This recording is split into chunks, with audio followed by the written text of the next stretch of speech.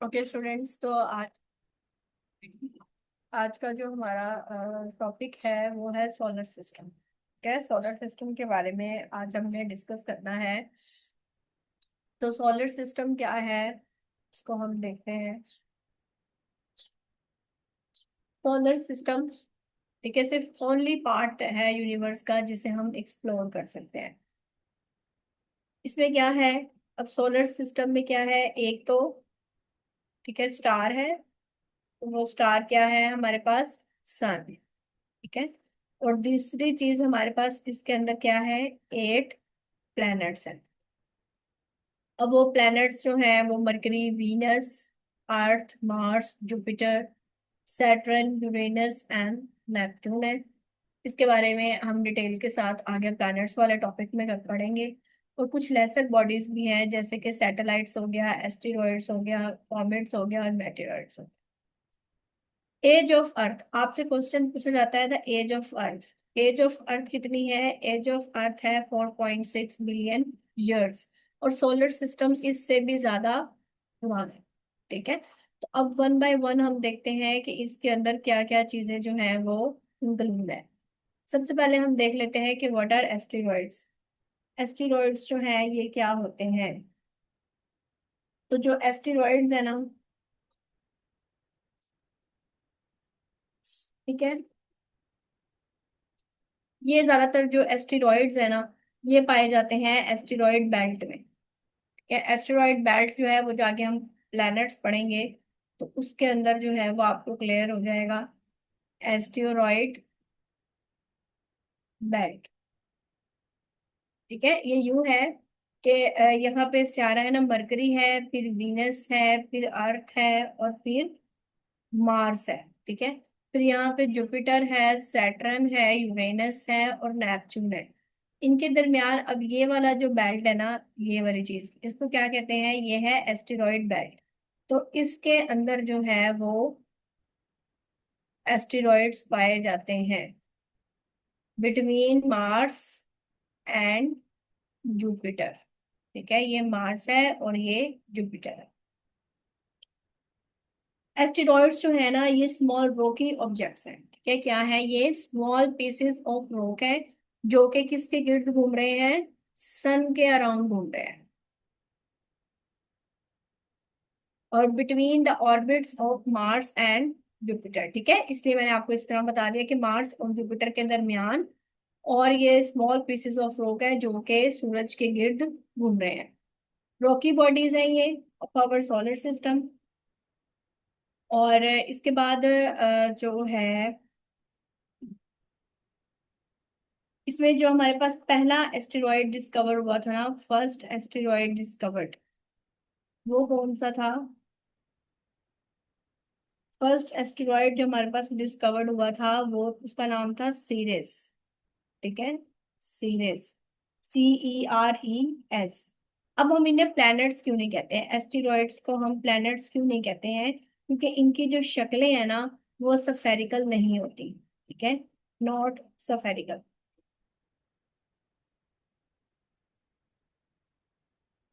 और इनके जो साइजेस हैं वो क्या होते हैं? स्मॉल होते हैं। इसको हम प्लेटेनॉइड्स आल्सो कॉल्ड देम प्लेटेनॉइड्स। ठीक है, हम एस्टेरॉइड्स को जो है वो क्या कहते हैं? हम इनको प्लेटेनॉइड्स कहते हैं।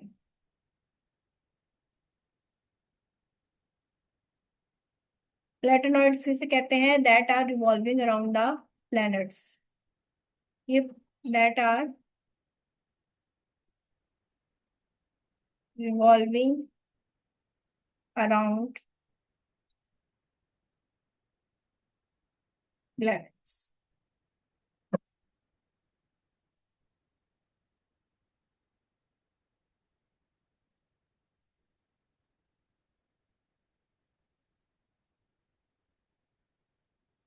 ठीक है, उसके बाद अब ये तो हो गया एस्टेरॉइड्स। देन है आपके पास मेटेरॉइड्स। मेटेरॉइड क्या होता है? मेटेरॉइड्स जो होते हैं ये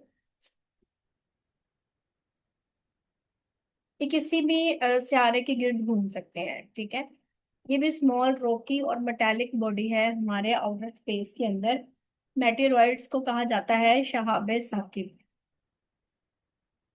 है, शहाबे साकिब कहा जाता है इनको। इसे शूटिंग स्टार्स, ठीक है, शूटिंग स्टार्स कहा जाता है। मेटेरॉइड्स को क्या कहा जाता है? इन्हें कहा जाता है शूटिंग स्टार्स। ये सारे एमसीक्यूज हैं आपके। नेक्स्ट अगर हम देखें तो मेटेरॉइड्स जो है ना ये छोटे होते हैं इनसे, एस्टेरॉइड से। ठीक है। अच्छा, अब इसमें भी ना दो तरह के फिनोमिना है। एक इसमें आ जाता है मेटियोर, है, और एक इसमें आ जाता है मेटियोराइट। मेटियोराइट, ठीक है। अब मेटियोर क्या होता है? मेटियोर को कहा जाता है शूटिंग स्टार। मतलब अगर फ्रिक्शन की वजह से एस्टेरॉइड्स को, सॉरी, मेटेरॉइड्स को अगर आग लग जाए तो उसे कहा जाता है मेटियोर। ठीक है। मेटियोर को क्या कहा जाता है? Shooting star. वो अक्सर आप देखते हैं ना, ऐसे लगता है जैसे सितारा टूटा है। ठीक है। तो अगर तो फ्रिक्शन की वजह से इन्हें आग लग जाए तो इन्हें कहा जाता है मेटियोर। ठीक है, शूटिंग स्टार। और मेटेओराइट क्या होता है? अगर ये बच जाए, ठीक है, और प्लैनेट्स के साथ ही जाएं तो इन्हें कहा जाता है मेटेओराइट। ठीक है। इफ इसके मतलब अगर ये बच जाएं, अगर इन्हें आग ना लगे फ्रिक्शन की वजह से और ये प्लैनेट्स के गिर्द ही जाएं तो इन्हें क्या कहा जाता है? फिर मेटेओराइट कहा जाता है।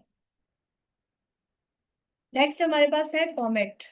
कॉमेट क्या होता है? कॉमेट जो है एक IC small solar system body है कि जब ये सूरज के गिर्द जाती है, मतलब क्लोज जाती है, तो फिर ये गैसेस, ठीक है, रिलीज करने लग जाती है। ये कॉमेट्स जो है ये भी सन के गिर्द रिवॉल्व कर रहे हैं।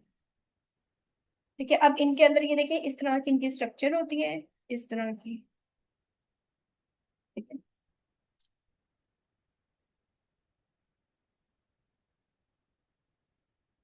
अब ये जो है ये इसका हेड कहलाता है और ये इसकी टेल।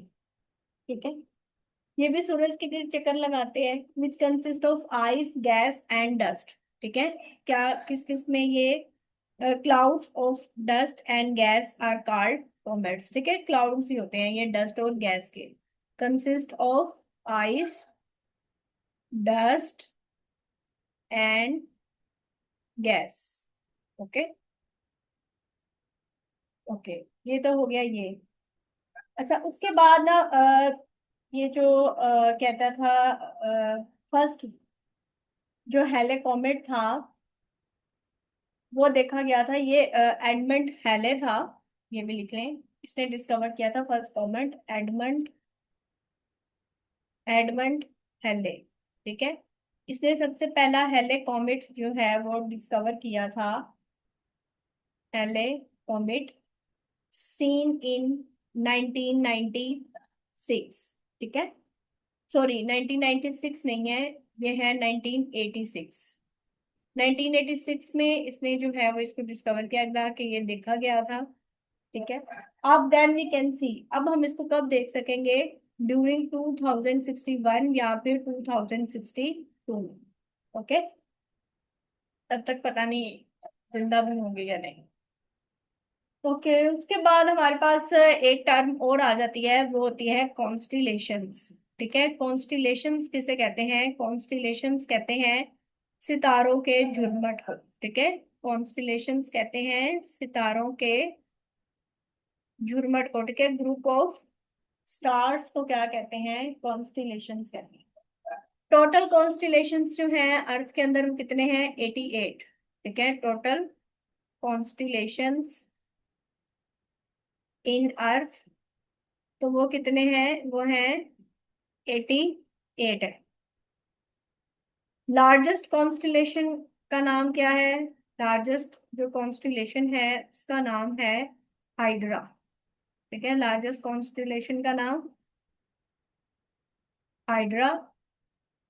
और सब प्लैनेटेड कॉन्स्टिलेशन का नाम ओरियन। ये आपसे जो है वो पेपर में क्वेश्चन होते हैं। स्प्लेंडेड कॉन्स्टिलेशन का नाम ओरियन।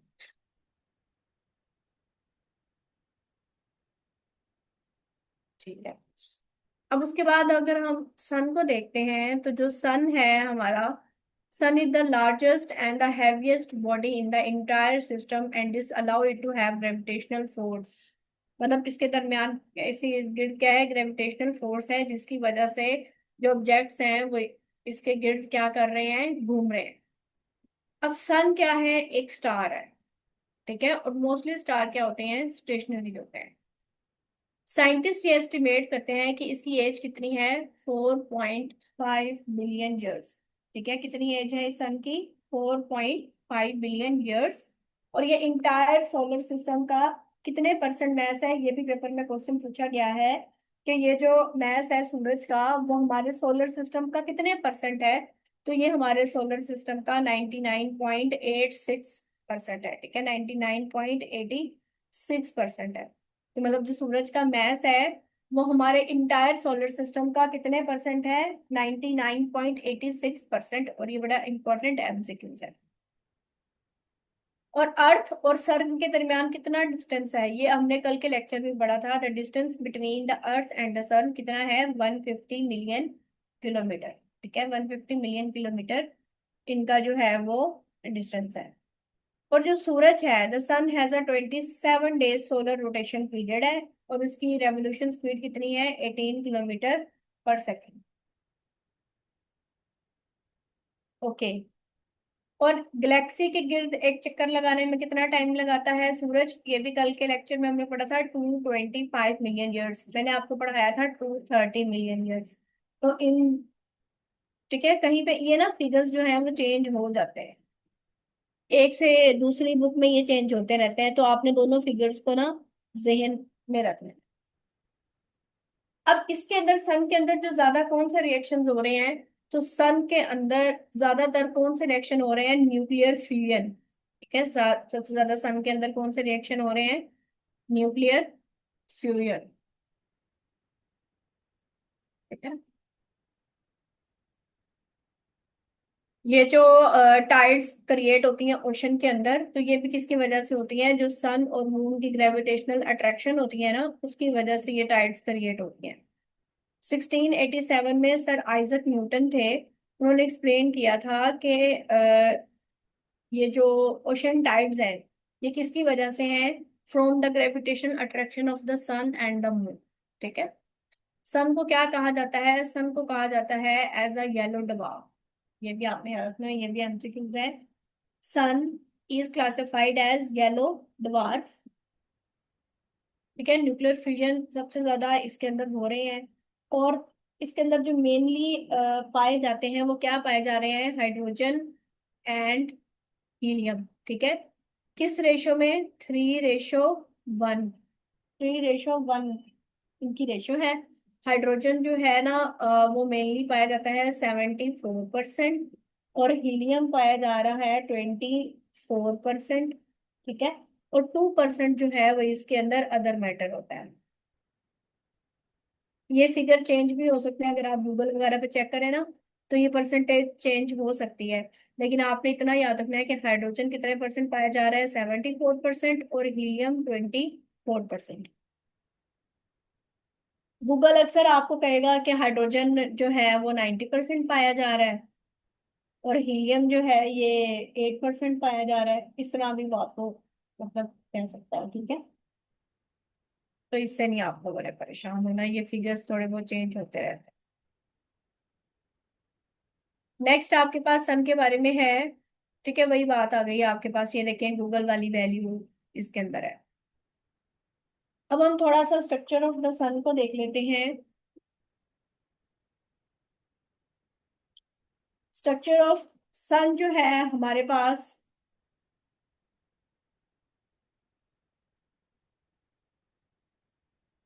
इस तरह की स्ट्रक्चर मतलब जो होती है सन की।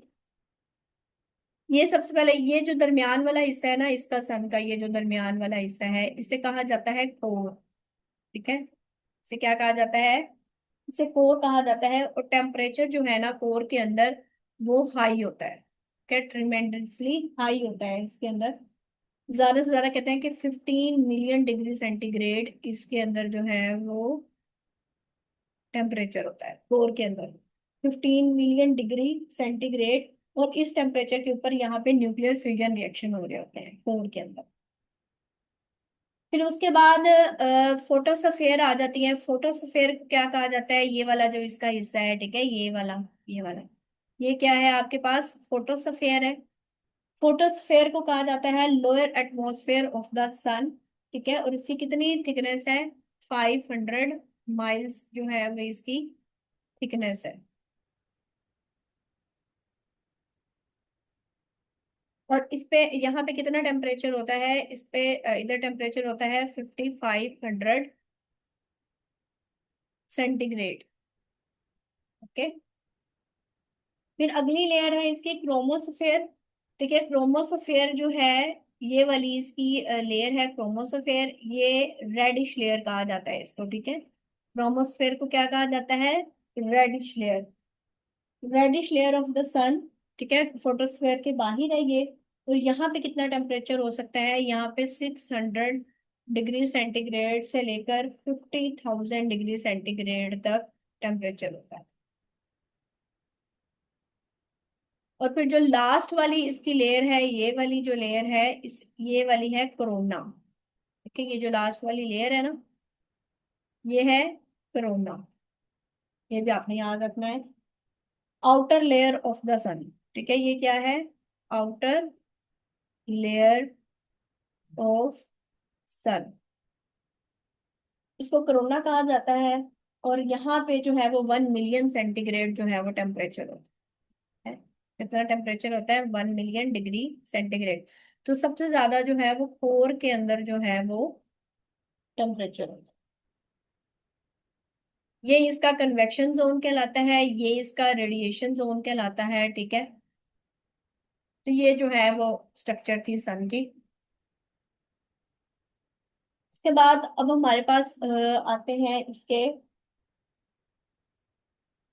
अच्छा ये अब हम थोड़ा सा ना प्लैनेट्स को देख लेते हैं, ठीक है। प्लैनेट्स को थोड़ा सा डिस्कस कर लेते हैं। तो प्लैनेट्स जो है हमारे पास वो 8 तरह के प्लैनेट्स हैं, ठीक है। Our solar system comprises of 8 planets, ठीक है। कितने प्लैनेट्स हैं, 8 प्लैनेट्स हैं। अब प्लैनेट्स जो है वो यहाँ पे हम उन तमाम बॉडीज को कहेंगे जो कि सोलर सिस्टम के गिर्द घूम रही हैं। अर्थ भी एक प्लैनेट है, ठीक है। और प्लैनेट्स किसके गिर्द घूमते हैं, प्लैनेट्स जो है रिवॉल्व अराउंड द सन, ठीक है। उन्हें हम क्या कहते हैं, उन्हें हम कहते हैं प्लैनेट्स। क्लियर। अब उसके बाद हमारे पास आ जाता है मून, जो है वो एक सैटेलाइट है। मून क्या है, मून को हम प्लैनेट नहीं कहेंगे, बल्कि मून हमारे पास क्या है, एक सैटेलाइट है। और ये जो है वो किसके रिवॉल्व कर रही है, अराउंड, ये अराउंड अर्थ, ठीक है। जमीन के गिर्द ये घूम रही है। तो ये जमीन का सैटेलाइट है मून, अर्थ का एक ही नेचुरल सैटेलाइट है। और वो कौन सा है, वो मून है। अब यहाँ पे आपसे क्वेश्चन आता है कि लॉज ऑफ प्लैनेटरी मोशन किसने दिया था। तो लॉज ऑफ प्लैनेटरी मोशन किसने दिए थे, जोहेनस किपलर ने दिए थे, ठीक है। ये बड़ा इंपॉर्टेंट एमसीक्यूज है, जोहेनस किपलर ने दिए थे लॉज ऑफ प्लैनेटरी मोशन।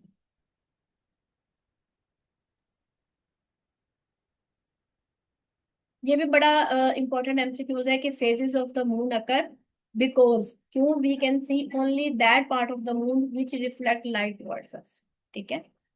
अब कौन कौन से जो है इजीली हम अर्थ से प्लैनेट्स को देख सकते हैं, उसमें हमारे पास सैटर्न है, जुपिटर है, मार्स है, वीनस है और मरकरी है। ये इजीली जो है विजिबल है फ्रॉम द अर्थ। अब ये जो प्लैनेट्स सन के गिर्द घूम रहे हैं ना, तो वो किसकी वजह से घूम रहे हैं, वो ग्रेविटेशनल फोर्स की वजह से घूम रहे हैं।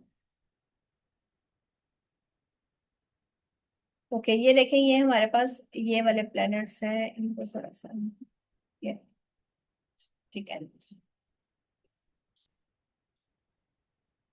ये सन है, ये हमारे पास पहले नंबर पे आ गया मरकरी, दूसरे नंबर पे है वीनस, तीसरे नंबर पे हमारे पास यहाँ पे अर्थ है। फिर चौथे नंबर पे हमारे पास यहाँ पे मार्स है। अब इसके अबाउट यहाँ पे क्या है हमारे पास, यहाँ पे हमारे पास है एस्टेरॉइड बेल्ट। एस्टेरॉइड बेल्ट जिसके अंदर एस्टेरॉइड्स पाए जाते हैं। फिर यहाँ पे हमारे पास ये जुपिटर है, देन सैटर्न है, फिर यूरेनस है, और फिर नेपच्यून है। ठीक है, आपने इसी तरतीब से इसको याद करना है। और ये जो इधर नेपच्यून के यहाँ जो वाइट बेल्ट होता है उसे कहा जाता है क्यूपर बेल्ट।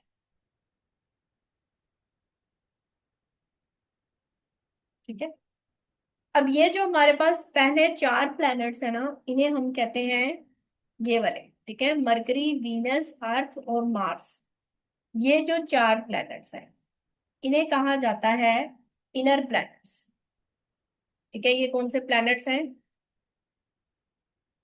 इनर प्लैनेट्स, या हम इनको कहते हैं क्योंकि रॉकी प्लैनेट्स। ठीक है, इनर प्लैनेट्स को हम क्या कहते हैं? रॉकी प्लैनेट्स भी कहते हैं, क्योंकि ये किससे मिलकर बने होते हैं? रॉक्स से। ठीक है, और ये वाले जो हमारे पास चार प्लैनेट्स हैं इन्हें हम कहते हैं आउटर प्लैनेट्स। ठीक है, इन्हें क्या कहा जाता है? इन्हें कहा जाता है आउटर प्लैनेट्स। ठीक है, इन्हें हम गैशियस प्लैनेट्स भी कहते हैं, आउटर प्लैनेट्स को, क्योंकि ये गैसेस से मिलकर बने होते हैं। ठीक है,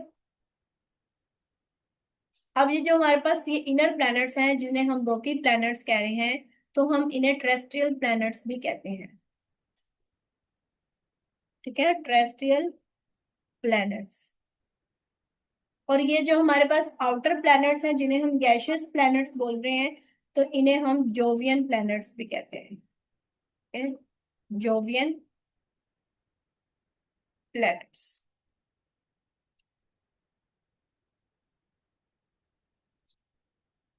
ओके स्टूडेंट्स, अब फर्स्ट ऑफ ऑल हमारे पास जो सबसे पहले है हमारे पास, वो है हमारे पास मरकरी। ठीक है, अब हम मरकरी को थोड़ा सा सबसे पहले डिस्कस करते हैं। तो जो हमारे पास मरकरी है ना,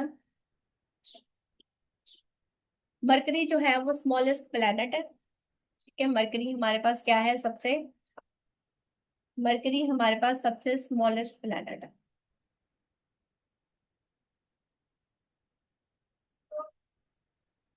ये क्लोजेस्ट प्लैनेट है टू द सन और फास्टेस्ट रिवॉल्विंग प्लैनेट है। ठीक है, फास्टेस्ट रिवॉल्विंग प्लैनेट का मतलब ये है कि ये तेजी से सूरज के गिर्द चक्कर लगाता है, और तकरीबन कितने डेज में? 88 डेज में। ठीक है, ये इसका ऑर्बिटल पीरियड है। और distance between the sun and Mercury. ठीक है, सन और मरकरी के दरमियान कितना डिस्टेंस है? सन और मरकरी के दरमियान जो डिस्टेंस है वो है 58 मिलियन किलोमीटर। ठीक है, 58 मिलियन किलोमीटर जो है वो सन और मरकरी के दरमियान डिस्टेंस है। ये सिंगल प्लैनेट है जिसका कोई भी एटमॉस्फेयर नहीं है। ठीक है, हैज नो एटमॉस्फेयर।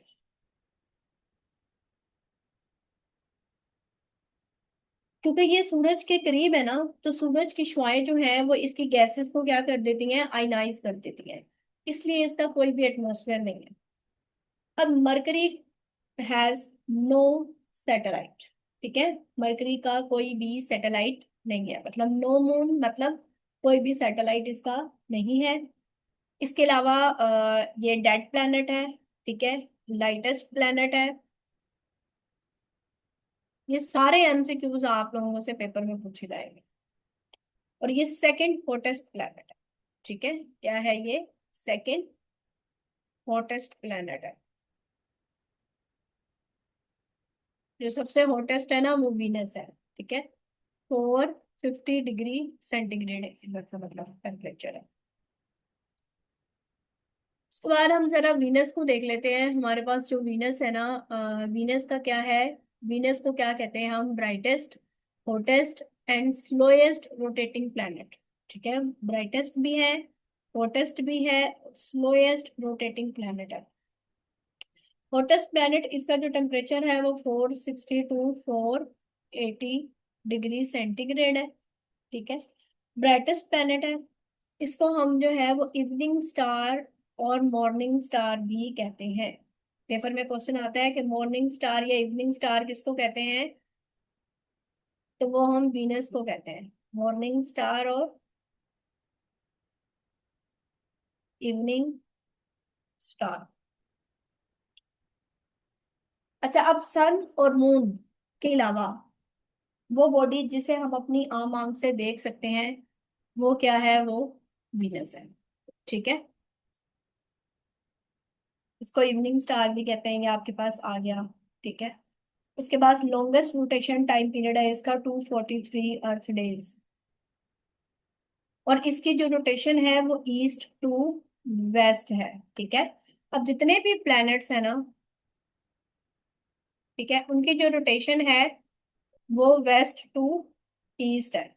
ठीक है, वेस्ट टू ईस्ट को क्या कहते हैं हम, anti clockwise rotation, anti clockwise. लेकिन जो हमारे पास वीनस है ना, वीनस एंड यूरेनस, इसकी जो रोटेशन है वो ईस्ट टू वेस्ट है। ठीक है, इसकी रोटेशन क्या है, ईस्ट टू वेस्ट है, मतलब इनकी जो रोटेशन है वो क्लॉकवाइज रोटेशन है।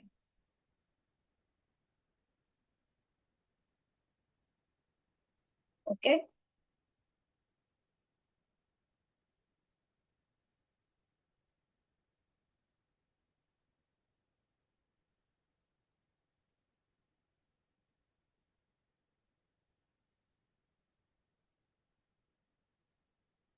अच्छा, अब ये इतना ज्यादा जो है वो हॉटेस्ट या ब्राइटेस्ट क्यों है, क्योंकि वीनस में जो है ना वो कार्बन डाइऑक्साइड बहुत ज्यादा मिकदार में पाई जाती है, इसलिए वीनस जो है वो सबसे हॉटेस्ट या ब्राइटेस्ट प्लेनेट है।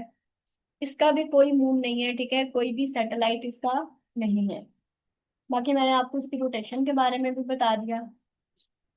और distance between sun and Venus, sun और वीनस के दरमियान जो डिस्टेंस है वो है 110 मिलियन किलोमीटर। इसे हम अर्थ का क्या कहते हैं, इसे हम अर्थ का, वीनस को अर्थ का ट्विन प्लैनेट भी कहा जाता है, ट्विन प्लैनेट ऑफ अर्थ, या हम इसको सिस्टर प्लैनेट ऑफ अर्थ भी कहते हैं। ठीक है, सिस्टर प्लैनेट ऑफ अर्थ या फिर twin planet of earth. Okay students, आपका ये भी हो गया, वीनस भी हो गया। नेक्स्ट हमारे पास है अर्थ। अर्थ को वैसे हम मेन काफी डिटेल से भी डिस्कस करेंगे, लेकिन अभी हमने इसको थोड़ा बहुत ही डिस्कस करना है। अर्थ जो है वो हमारे पास क्या है, थर्ड प्लैनेट है और फिफ्थ लार्जेस्ट प्लैनेट है। वैसे तीसरे नंबर पे आता है, पर पांचवा लार्जेस्ट प्लैनेट है। और इस पे जो ये ओनली प्लेस है जहाँ पे लाइफ जो है वो एग्जिस्ट करती है। इसके अलावा वाटरी प्लैनेट है। ठीक है, वाटरी प्लैनेट मतलब इसमें वाटर पाया जाता है। इसके अलावा इसको जो है ग्रीन प्लैनेट भी कहते हैं। ठीक है, अर्थ को क्या कहा जाता है, ग्रीन प्लैनेट भी कहा जाता है, क्योंकि यहाँ पे लाइफ एग्जिस्ट कर रही है, इसलिए इसको ग्रीन प्लैनेट भी कहा जाता है। 15 साइज है। ठीक है, बायोस प्लैनेट भी कहते हैं इसको, क्योंकि लाइफ एग्जिस्ट कर रही है यहाँ पे। और जो सन इसका अर्थ है ना, अर्थ, अर्थ का सिर्फ एक ही नेचुरल सैटेलाइट है, और वो कौन सा है, वो है मून। ठीक है, अर्थ का सिर्फ एक नेचुरल सैटेलाइट है, और कितना है, वो है मून। अच्छा, ये डेंसिएस्ट प्लैनेट है। ठीक है, डेंसिटी इसकी सबसे ज्यादा है, कितनी है इसकी, 5.52 ग्राम सेंटी क्यूबिक मीटर। और अगर आपसे पूछा जाए कि सबसे कम डेंसिटी किसकी है, लोएस्ट डेंसिटी किसकी है, तो वो है सैटर्न। ठीक है, लोएस्ट डेंसिटी किसकी है, तो वो है सैटर्न। अच्छा, अर्थ का एक ही हो गया। इसके अलावा इसका मैंने आप लोगों को पिछले लेक्चर में भी रेवोल्यूशन और रोटेशन का बताया था। और इसका जो एवरेज टेम्परेचर है, एवरेज टेम्परेचर वो है 15 डिग्री सेंटीग्रेड। और इसका रूम टेम्परेचर आपको पता है कि कितना होता है, 25 डिग्री सेंटीग्रेड। डायामीटर अर्थ का कितना है? ये सारे एमसीक्यूज पेपर में आए हुए हैं। डायामीटर अर्थ कितना है? 12,756 किलोमीटर। और अर्थ का रेडियस कितना है? 6,400 किलोमीटर। ठीक है। अब जैसे ये अर्थ है ना, ये अर्थ, ये देखें, ये अर्थ है, ये अर्थ। ठीक है। तो अर्थ का ये वाला आप क्या कहलाएंगे? ये क्या है? डायामीटर है। 12,756 किलोमीटर डायामीटर है। ठीक है, इसका हाफ कर ले। डायामीटर का हाफ क्या कहलाता है आपके पास? रेडियस कहलाता है। ठीक है, हाफ इसका क्या कहलाता है डायामीटर का? वो आपके पास रेडियस कहलाता है।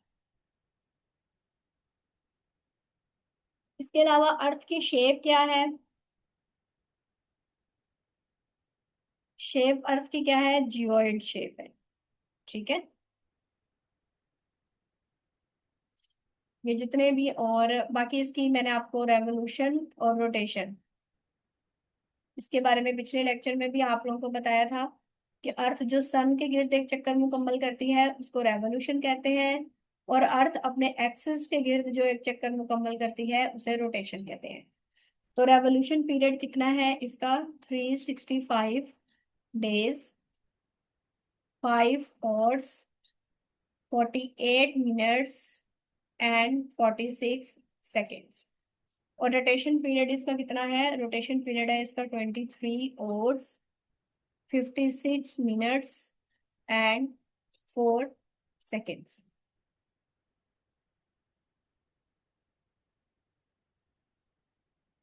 अच्छा, इसके बाद हमारे, इसको हम ब्लू प्लेनेट भी कहते हैं, वाटरी प्लेनेट भी कहते हैं, ये भी हमारा हो गया। के बाद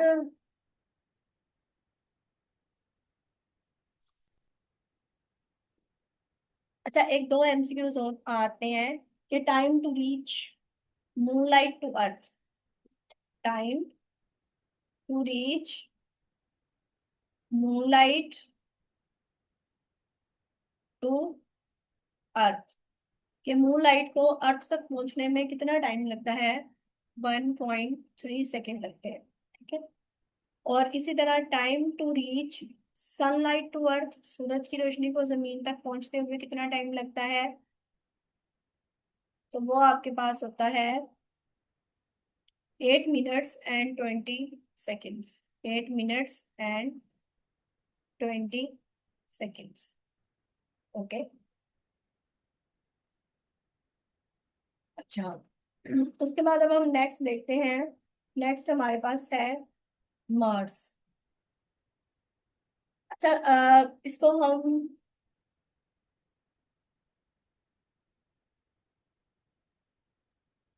मार्स को हम क्या कहते हैं? मार्स को हम रेड प्लैनेट कहते हैं। ठीक है, रेड प्लैनेट कहते हैं क्योंकि यहाँ पे जो डस्ट पाई जाती है उसकी वजह से इसका कलर क्या होता है? रेड होता है। मार्स जो है वो अर्थ और वीनस से छोटा है, और इसके दो मून्स हैं।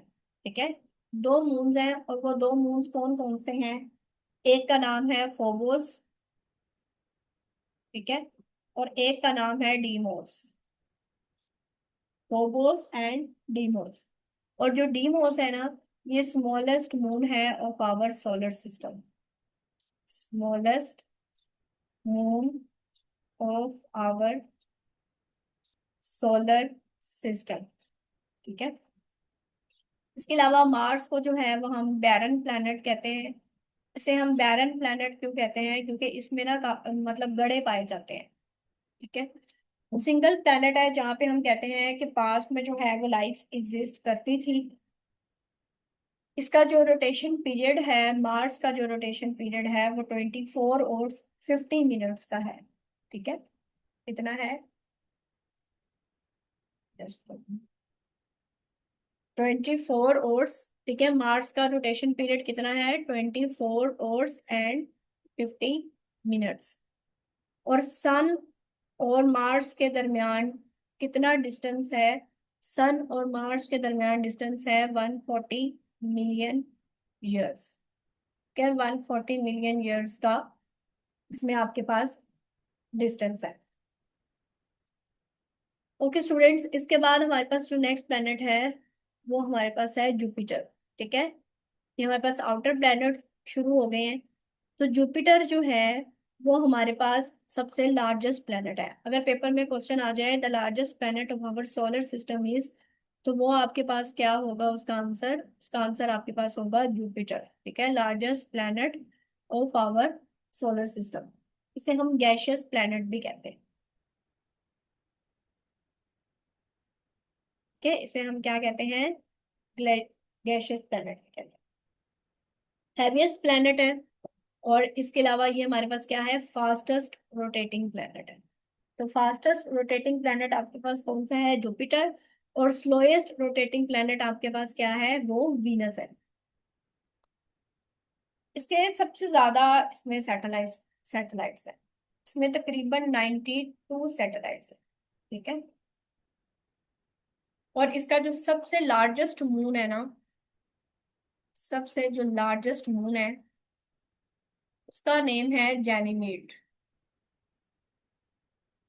ठीक है, और जो जैनीमीड है वो लार्जेस्ट मून है of our solar system. Largest moon of our solar system. ठीक है, जैसे हमने वो पीछे डीमोस का पढ़ा था कि वो स्मॉलेस्ट मून है हमारा सोलर सिस्टम का, तो इसी तरह जो जैनीमीड है ये लार्जेस्ट मून है ऑफ आवर सोलर सिस्टम। और ये किसका सैटेलाइट है? ये जुपिटर का सैटेलाइट है। फास्टेस्ट रोटेटिंग प्लैनेट है। इसका जो रोटेशन पीरियड है वो 9 hours 55 minutes का है। ठीक है, ओके। रेड स्पॉट, ठीक है, क्योंकि यहाँ पे जो आंधियां चलती हैं तो उसकी वजह से इसको रेड स्पॉट, मतलब सबसे बड़ी आंधी का नाम है इसका। 105 टाइम्स ये बड़ा है अर्थ से। क्या, बस इतना ही आपने इसके बारे में। The great red spot is a storm on the planet. ठीक है, ये सबसे बड़ी आंधी का नाम है ग्रेट रेड स्पॉट।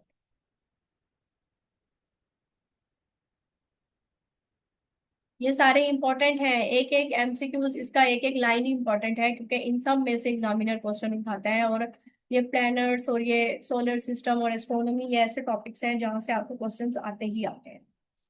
तो सैटर्न आपके पास क्या है? सैटर्न आपके पास सेकंड लार्जेस्ट प्लैनेट है, लाइटेस्ट प्लैनेट है, और इसको रिंग प्लैनेट भी कहते हैं क्योंकि इस प्लैनेट के गिर्द क्या है? इस तरह से रिंग्स है। ठीक है, रिंग्स है, आपने पीछे इमेज में भी देखा होगा। तो इसको रिंग्स प्लैनेट कहते हैं। और ये सेकंड फास्टेस्ट रोटेटिंग प्लैनेट है। पहला कौन सा है? जुपिटर फास्टेस्ट, और सेकंड फास्टेस्ट कौन सा है? वो क्या है? सैटर्न है।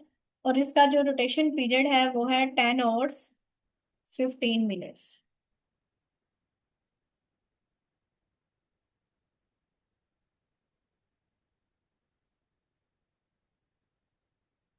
अच्छा, और इसके तकरीबन इसके 82 मून्स हैं। ठीक है, क्योंकि अब रिसेंट डाटा हमने यूज करना है, तो इसके तकरीबन 82 मून्स हैं, सैटेलाइट्स हैं।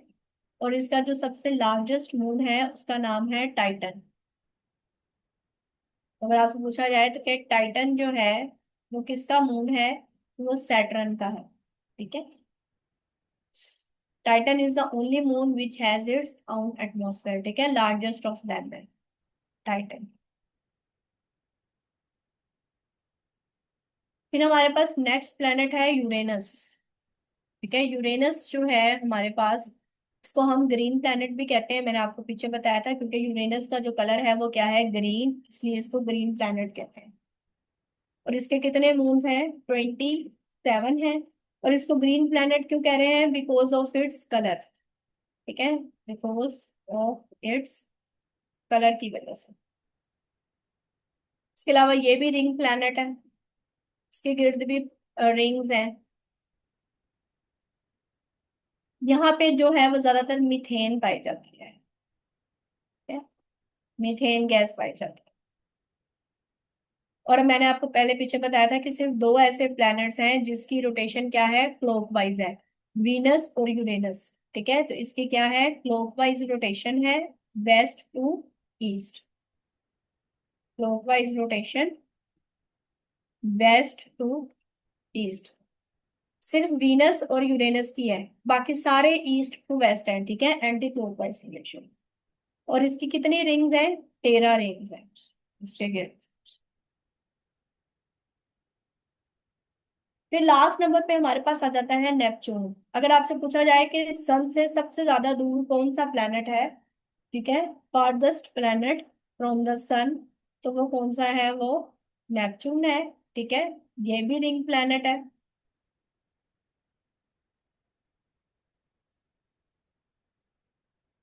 और ओल्डेस्ट प्लेनेट है ये।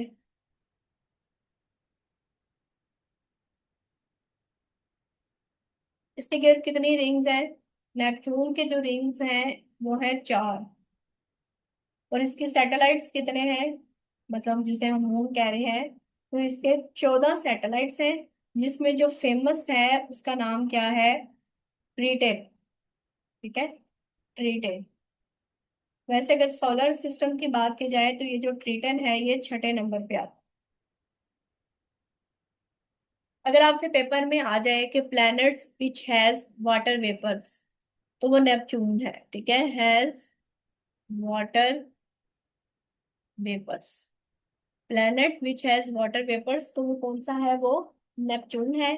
और इसका कलर क्या है? इसका कलर है ब्लू।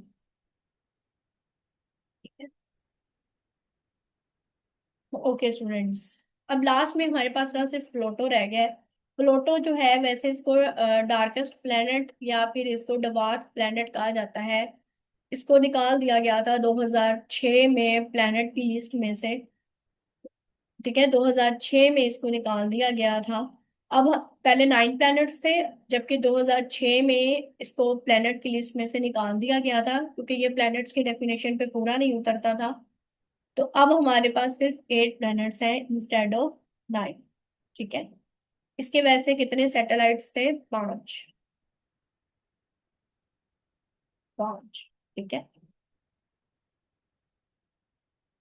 ओके। 14 जुलाई 2015 में न्यू होरिजन स्पेस प्रोब जो था उसने स्नो कैप माउंटेन्स को डिस्कवर किया है प्लेट प्लूटो के ऊपर। ये भी बड़ी इंपॉर्टेंट इंफॉर्मेशन। तो यहाँ तक हमारे प्लैनेट्स जो है वो कंप्लीट हो गए हैं, बल्कि हमारी एस्ट्रोनॉमी जो है वो कंप्लीट हो चुकी है यहाँ तक। हमारी प्लैनेट्स भी हो गए सारे। अब नेक्स्ट जो इंशाल्लाह जो है वो हम अपना जो टॉपिक स्टार्ट करेंगे वो जियोग्राफी स्टार्ट करेंगे, ठीक है, अर्थ की स्टडी। ओके स्टूडेंट्स, अल्लाह हाफिज।